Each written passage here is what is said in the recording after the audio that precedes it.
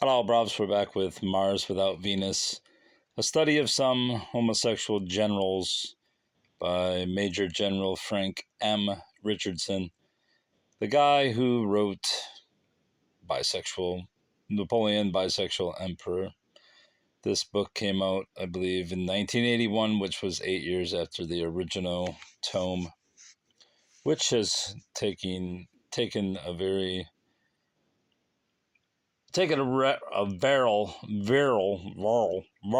viral beating from the YouTube public who disbelieve in Mr. Richardson's words. Anyway, what is this?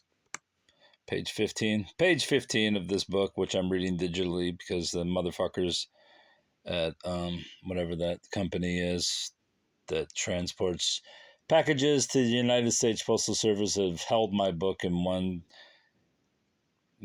warehouse for a week, 35 miles away. So I'm relegated to digital form. Page 15. I think Mr. Wiggin, and again, Richardson refuses to use periods on abbreviated words. I'm not sure why, but such is the book. Such is this book as was his others. I think Mr. Wiggin was quite right to poke fun at those who churn out statistics based upon a section of the population who are prepared to discuss their intimate affairs. And indeed, some such objections were raised about the Kinsey report.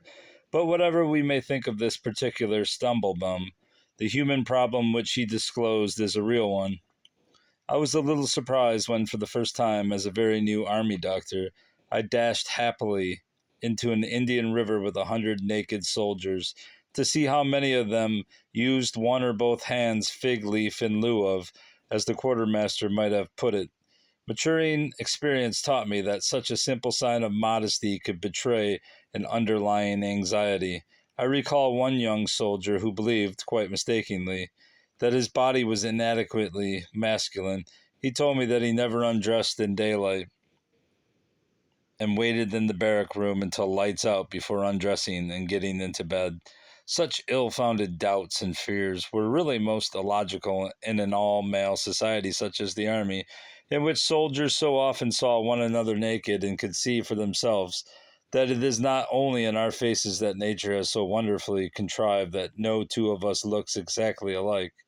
If we pass over the reply of the sentry in Hong Kong that 50 Chinamen had passed his post, or the same Chinaman 50 times, in my early days, men were paraded before the doctor once a month for the so-called FFI inspection, fit and free from infection, or short-arm parade in soldiers' parlance, a Barack room, a Barack Obama room, I can't say it. A barrack room would be lined with nude men, or else they would file slowly past the doctor.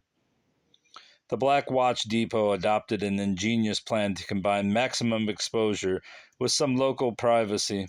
The soldier, naked except for a kilt, stepped forward, and two sergeants held apart the two sides of the kilt, screening the recruit who, with raised arms, rotated like a hermit crab caught outside its shell.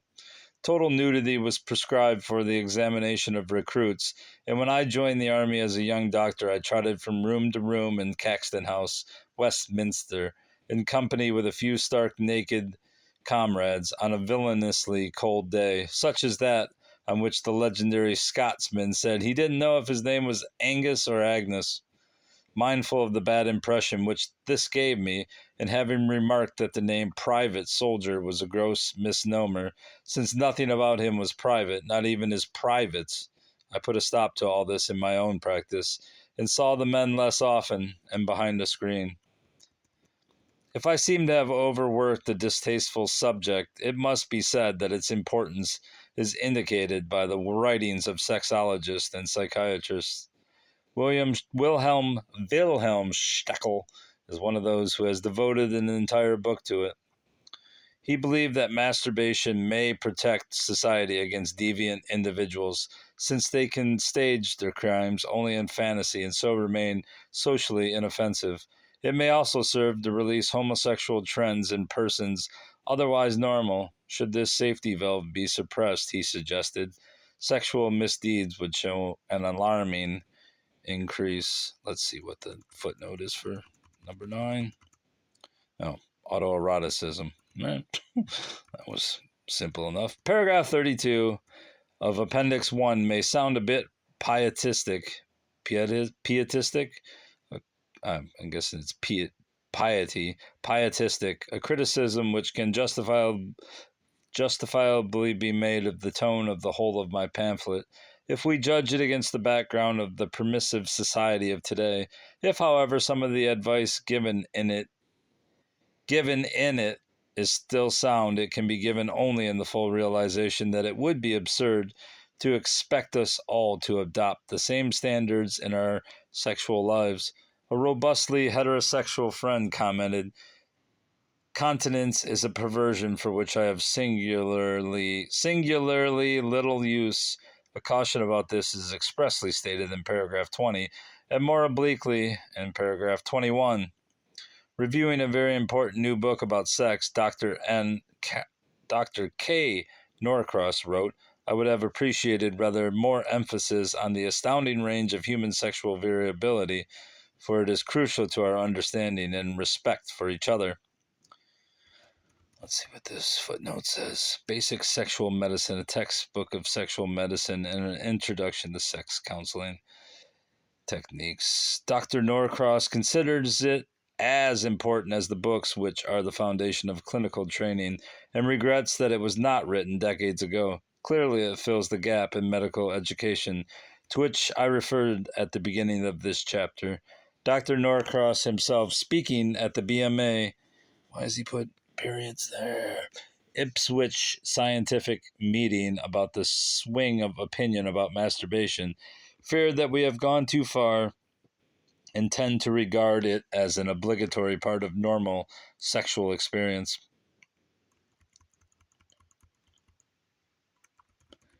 The relevance of all this chat about masturbation to my brief study of homosexuality lies in any influence which it may have on an individual's sexual orientation. Magnus Hirschfeld believed that whilst masturbation directs attention to the genitals of one's own sex, it otherwise has nothing whatever to do with homosexuality. Personally, I consider this to be too sweeping.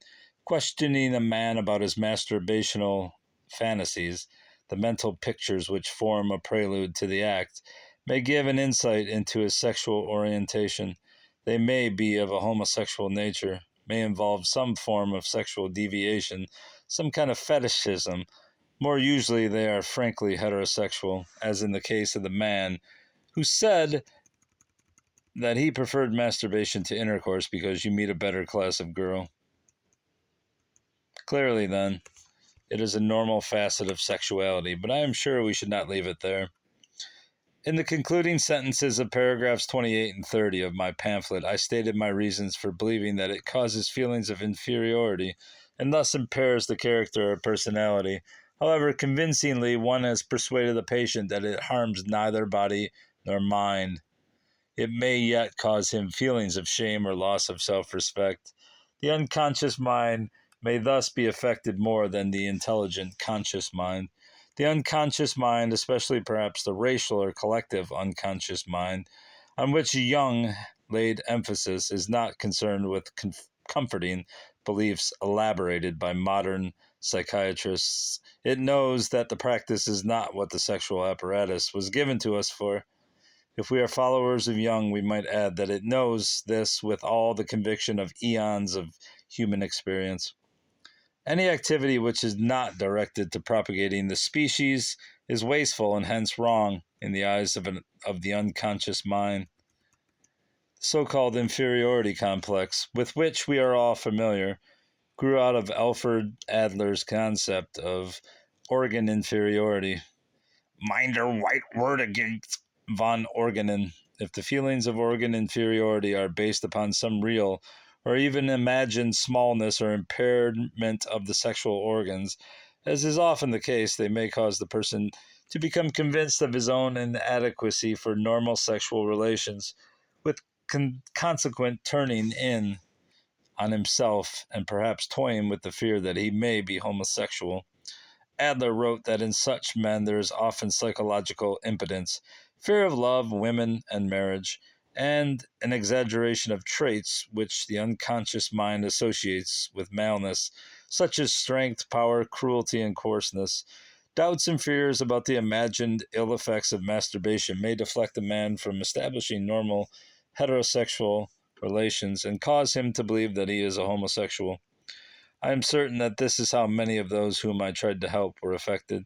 Their own opinions were expressed surprisingly often in the same words. I think I must be undersexed, whatever that may mean. In India, there were other precipitating factors.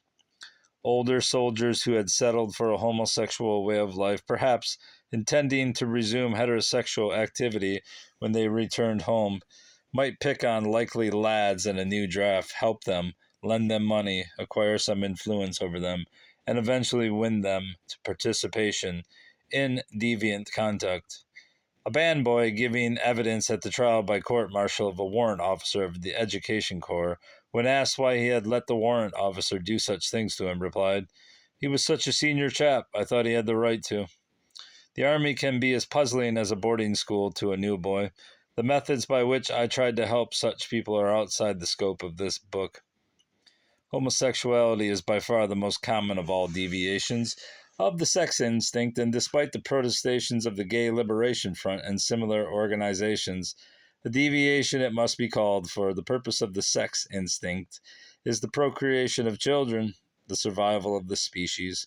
The noun and its associated adjective apply to both males and females, for it is not derived from the Latin word for a man, but from the Greek word blah blah blah homoioios, meaning the same, and it is thus probably correct to pronounce it homo rather than homo. The word heterosexuality is derived from the Greek prefix for opposite or different prefix.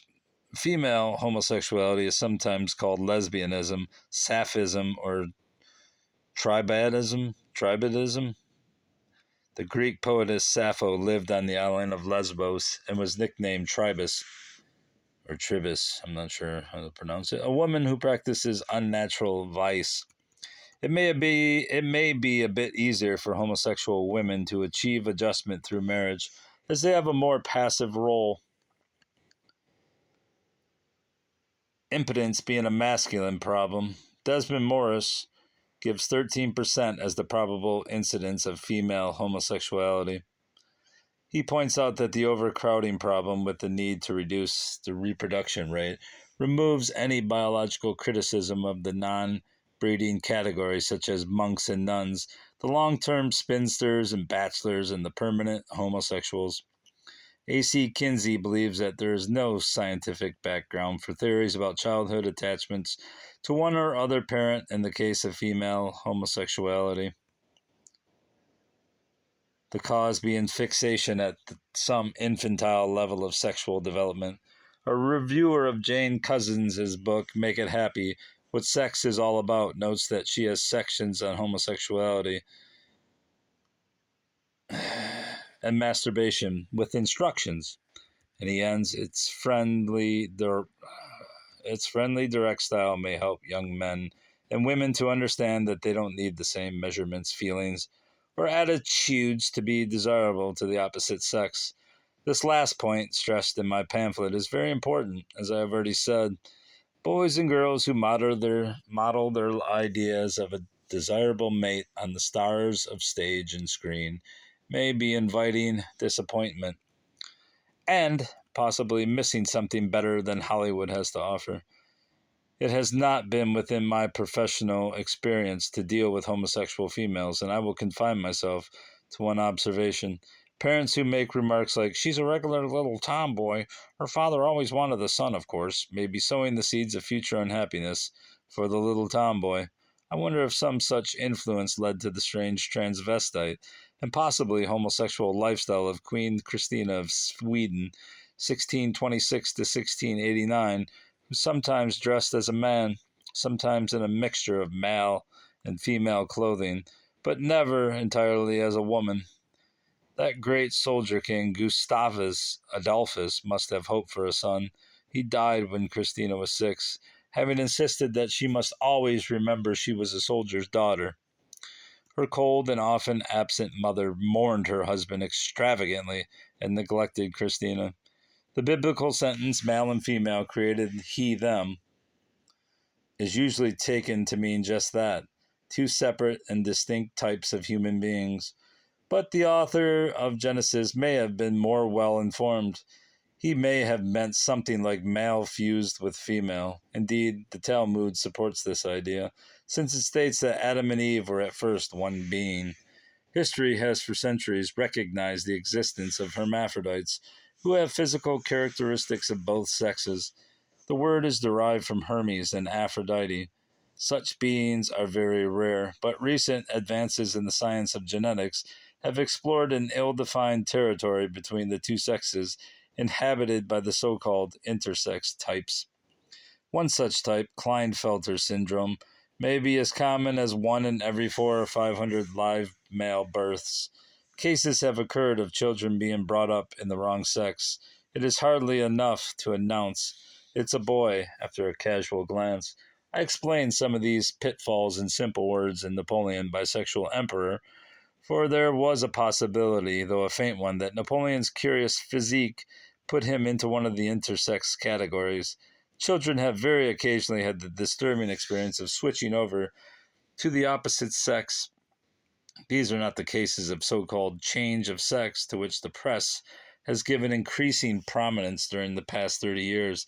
These men, referred to as transsexualists, have such intense longing to be female that they go to fantastic lengths to be accepted and to live as women. Modern medicine and surgery have recently been brought to their aid by changing them into pseudo-women, and if the methods by which this is achieved sound like prostitution of a noble calling, which for years set its face against mere cosmetic surgery, as it should, the excuse is that these unhappy men's desire for help is so intense that suicide is their only alternative. Self-mutilation is another grim possibility, so intense is their loathing of their masculinity, convinced that they have been brought up in the wrong gender, and some mothers have not been blameless in this respect. They have been described as females imprisoned in male bodies. Some are grudgingly content with the degree of feminization which can follow treatment with female hormones, enlargement of the breasts, and the development of a more female outline. Most of them, however, press for the removal of the hated organs, followed by the fashioning of an artificial vagina, an operation which was shown in some detail in the third part of a television presentation of such a case in 1980. How far we have advanced, if that is the right word, since the early 1950s, when the first such man to receive wide publicity had to resort to surgeons outside the United Kingdom to have what were called traces of masculinity removed. As he had fathered 2 children, one could only murmur some traces. In a book about the legal and medical aspects of homosexuality, published in 1955, one of the authors, an eminent psychiatrist, referred to the case of a transsexualist whose pleas for surgical help he had plainly treated with joking rather than understanding. Whether the greatly enlarged understanding in the subsequent 25 years has been of much benefit to the world is a matter on which I shall express no opinion. Some of these people have earned money as prostitutes. After a well-known man had married such an artificial female, the judge in the subsequent suit for annulment, who was himself a doctor, said that he was the first judge to be called on to determine a litigant's sex. I do not know if English law has caught up with American law in this field, in which complex legal issues may be at stake. Matters of inheritance, for example. In America, 8 criteria have been defined for determining an individual's sex or gender. Read that footnote, if you will. When Christ says in Matthew 19:5, the two shall become one flesh, he is referring not to straight marriage, but to the androgynous homosexual body. It has been pointed out that such changes underline the basic bisexuality of the human body. Surprisingly enough, it will be seen in Chapter 5 that bodily transformation of this sort afflicted Napoleon long before the advent of hormone therapy. All right. In America, 8 criteria have been defined for determining an individual's sex or gender. A much more common deviation than transsexualism is transvestism, which is, in fact, second only to homosexuality in the field of sexual deviation. An illustrative case may be briefly described. In Tripoli, North Africa, after I had given a talk on the lines set out in Appendix 1, a young soldier sought my advice, but subsequently failed to keep an appointment. When tracked down, he insisted that he knew that no one could help him, but after some pressing, he explained that before joining the army, he had obtained sexual relief only by posturing before a mirror, dressed in his sister's clothes. He had been quite happy in the army despite being unable to pursue his strange hobby, but had felt ashamed and unworthy among comrades who were very properly interested only in what was inside female clothing. Now he was about to leave the army and, feeling sure that it would all start again, he was considering suicide. After a brief physical examination, I assured him that he was a perfectly normal male and need not feel like a freak in any way. It was hard to convince him that his deviation was really harmless, and that it harmed no one else and need not destroy his peace of mind. But he was only truly helped by being shown a textbook in which men like himself were described and even illustrated. I told him that, having made a clean breast of it all, he could no longer feel suicidal. This reassurance was obviously unnecessary, for the realization that he was not the only pebble on the beach, that his trouble was understood, seemed to have made him a new man, almost in a flash. This is the real relevance of Craftsman B to my thesis, illustrating the extent to which human suffering can be averted by a better understanding about sex in its various forms. That some men like to dress as women and women as men has been recognized for centuries. The deviation has been called Eonism after the 18th century Chevalier d'Eon. I guarantee that wasn't right. The Chevalier d'Eon, a French diplomat in London, in an action about wagers concerning his sex, was affirmed to be a woman at a trial in the King's Bench in 1771. However, at his death, he proved to be a man. A woman who always wore male clothes was Dr. James Barry, 1795 to 1865, who became an inspector general in the Army Medical Service. At his death, he proved to be a woman who had possibly borne a child. That's crazy. George Sand, 1804 to 1877, like Queen Christina, had strong transvestite tendencies. Change of sex, though, without hormone or surgery, was described by Hippocrates 460 to 361 BC as an epidemic among the Scythians, who imagine they have committed some offense, put on female attire, reproach themselves for effeminacy, play the part of women, and perform the same work women do. Schizophrenia, 1677, McAlpine and Hunter. It is hard to cure, and the aim of treatment is rather to help such men to adjust themselves to society, including the society of their wives. Psychiatrists sometimes learn about such men from worried wives who have stumbled on their husband's hobby. Sensible ones quietly accept it, treat it with understanding, even perhaps as a joke, and all may be well. It is, I believe, an indictable offense? Indictable. There you go. Good one, Bob. An indictable offense. I'm going with indictable. I know it's indictable, but indictable offense for a man to wear women's clothing in public. But despite the equality of the sexes, mannish women seem to get away with it. As long as male transvestites keep on the right side of the law, there is little to worry about. Those who have to steal women's clothing are a problem for the police and for doctors. Many male transvestites go no further than wearing women's underclothing under male attire, a very mild form of cross-dressing, as the psychiatrists call it.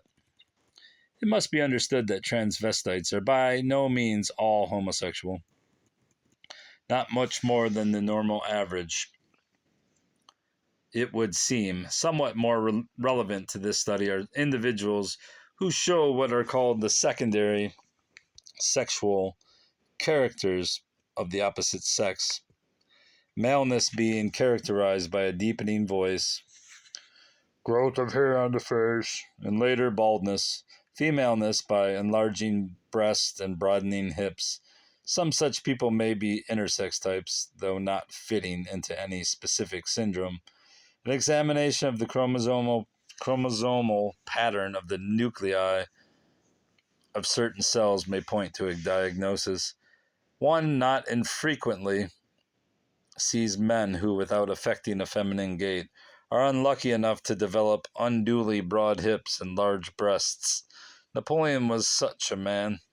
Much more important than the existence of individuals who have some of the characteristics of both sexes is the fact that the great majority of people have elements of maleness and femaleness in varying proportions in their psychological makeup. Dr. Charlotte Wolfe recently referred to this as psychological androgyny. This aspect of sexuality was very well described by Mr. O.R. Johnston, director of the National Festival of Light, in a trenchant letter criticizing the Gay Liberation Front and the magazine Gay News. Most significant of all is the refusal to distinguish between person and behavior, between a homosexual emotional orientation, through which most of us pass during our teens, and of which most of us have a permanent element in small measure, on the one hand, and homosexual practices on the other, which are unnatural and represent a serious distortion of human sexuality.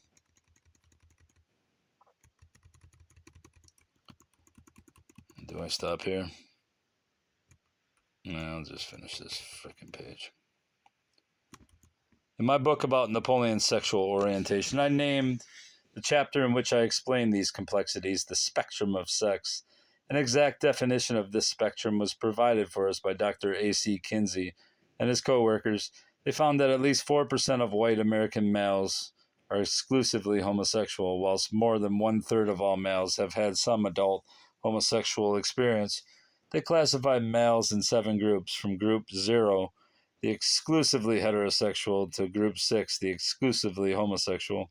Group 1, for example, are predominantly heterosexual and only incidentally homosexual, and so on. Dr. Clifford Allen described 12 types of homosexual males. Kinsey's reference to some males being incidentally homosexual indicates that sexual orientation can vary according to circumstances, not only as part of normal sexual development, but in accordance with the opportunities for sexual experience. For example, a man in prison may display homosexual leanings from which he will happily turn when his life resumes its normal pattern. This is sometimes called facultative